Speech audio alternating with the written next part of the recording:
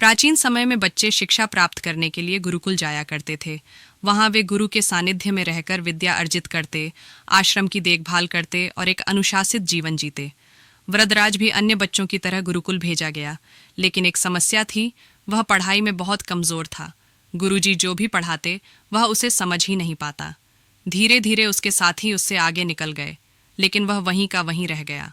गुरुजी ने उसे कई बार समझाया, कई प्रयास किए, लेकिन कोई फायदा नहीं हुआ।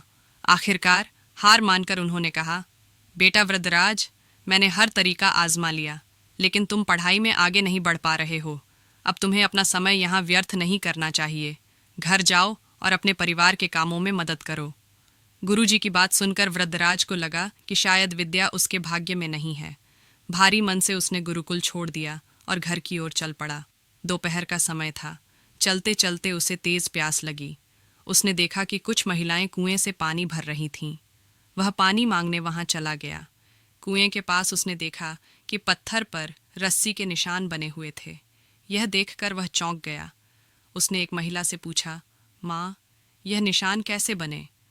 महिला ने मुस्कुराकर कहा, बेटा, ये निशान हमने नहीं बनाए। यह तो रोज पानी खींचने वाली रस्सी के बार बार घिसने से बने हैं। वरदराज सोच में पड़ गया। उसने मन ही मन कहा, अगर एक साधारण सी रस्सी बार बार आने जाने से कठोर पत्थर पर गहरा निशान बना सकती है, तो क्या मैं लगातार अभ्यास से विद्या नहीं सीख सकता? उसे अपनी गलती समझ आ गई। उसने तय किया कि अब वह हार नहीं मानेगा। वह सीधा गुरुकुल वापस लौट गया और गुरुजी से क्षमा मांगकर फिर से पढ़ाई शुरू की। अब वह दोगुनी मेहनत करने लगा। दिन रात अभ्यास करता, गुरुजी के हर शब्द को ध्यान से सुनता और उसे समझने की कोशिश करता। धीरे धीरे उसकी बुद्धि तेज होने लगी। जहाँ पहले उसे एक पाठ समझने में हफ्तों लग जाते थे, अब वही चीज़ वह कुछ दिनों में समझ जाता।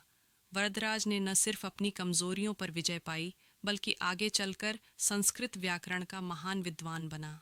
उसने लघु सिद्धांत कौमुदी, मध्य सिद्धांत कौमुदी, सार सिद्धांत कौमुदी जैसी महान रचनाएं लिखीं, जो आज भी पढ़ाई जाती हैं।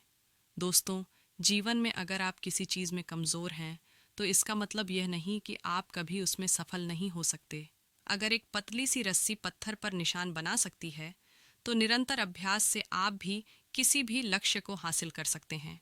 बस ज़रूरत है धैर्य, मेहनत और समर्पण की। जो लोग हार मानकर बैठ जाते हैं, वे कभी सफल नहीं होते, लेकिन जो लगातार अभ्यास करते हैं, उनकी मेहनत एक दिन ज़रूर रंग लाती है। तो आप भी अगर किसी चीज़ में कमज़ोर हैं, तो हार मत मानिए। मेहनत कीजिए, अभ्यास कीजिए और अपने सपनों को हकीकत में बदल डालिए।